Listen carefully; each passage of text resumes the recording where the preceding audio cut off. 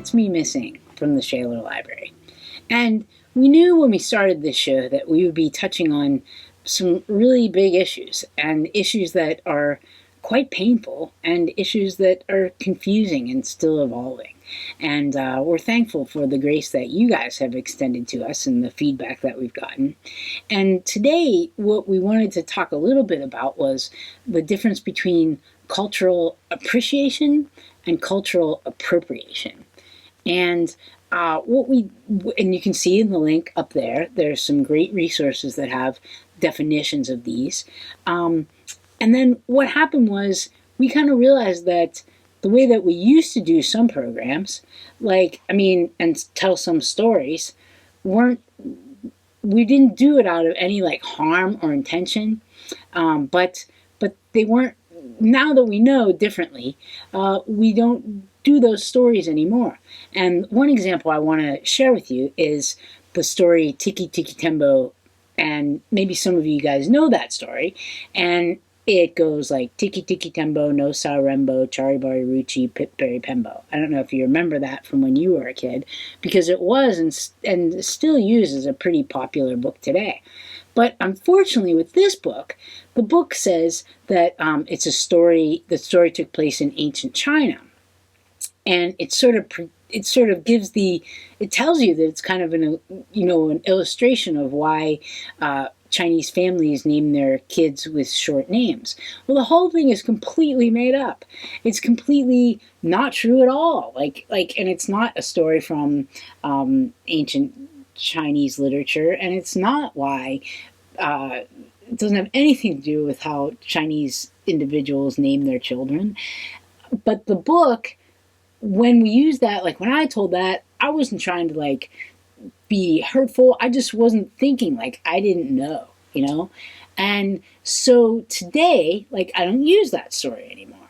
And I do feel bad that I used it in the past, but that's why we can't go back and change the past, and we certainly didn't know, so there was no malicious intent. But now that we do know, we try to do a little bit better. And so the same thing happened with American Girl, which can be very confusing. We have this amazing, wonderful American Girl program, and Eileen Krasuski is just fantastic. The lady works. Everybody who works here, loves the library, but Miss Eileen really inspires me in so many different ways, and she gives all she has to her programs. And so there was one girl featured in the American Girl, and her name's Kanani, and she is of Polynesian heritage, and she is in Hawaii. And what we used to do in the past with that was make hula skirts, and that was one of the suggested activities, and it was all done with only respect for the culture. And in fact, even in the story itself, it talks about the girl Kanani wanting to welcoming her cousin who's not from Hawaii by using these traditional Polynesian habits and customs.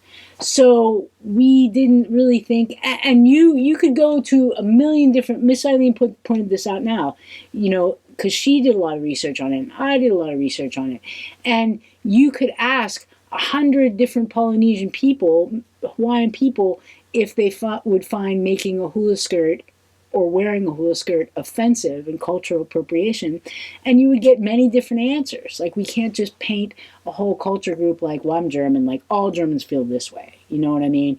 All Americans feel this way. All people from India feel this way, You can't do that.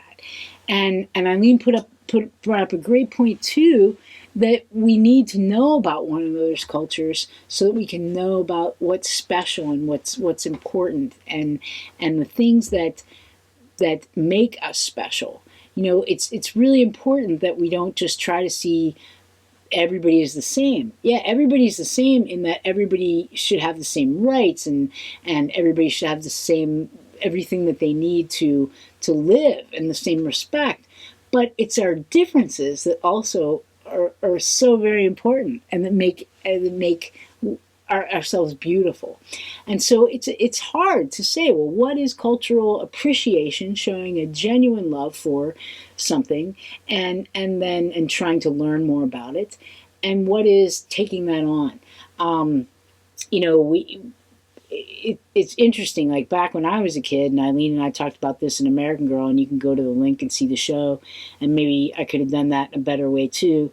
I should have. And we used to make totem poles out of paper towel holders, and that's a totem pole is an absolute sacred artifact, a sacred symbol used today by Native Americans, and just using somebody's cultural things like that just isn't right. Now, nobody did it with any malicious intent, but now that we know better, we try to do better. And so we're just so grateful, and we're all struggling with this. And one of the things that I think is true is that if you really try to do things when you talk to your kids about different cultures, if you do everything from love and respect, you can't go wrong, and you keep learning. The kids talk today about a growth mindset, the willingness to learn and the willingness to talk and hear somebody,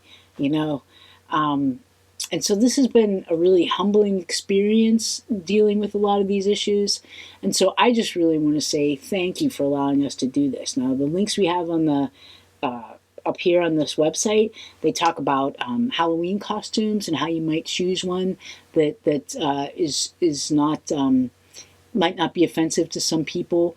There was a whole campaign in 2012 from university in Ohio called "It's a Culture, Not a Costume," because many times you can see like the sexy Indian, with the short skirt, or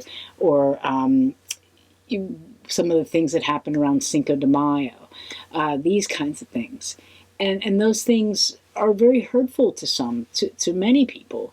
And so we're just all trying, but the main thing I think is if we just keep trying to act with love, to act with appreciation. And so I would so much want to thank you, and I want to thank Eileen, who's really been a wonderful partner with me in all of this.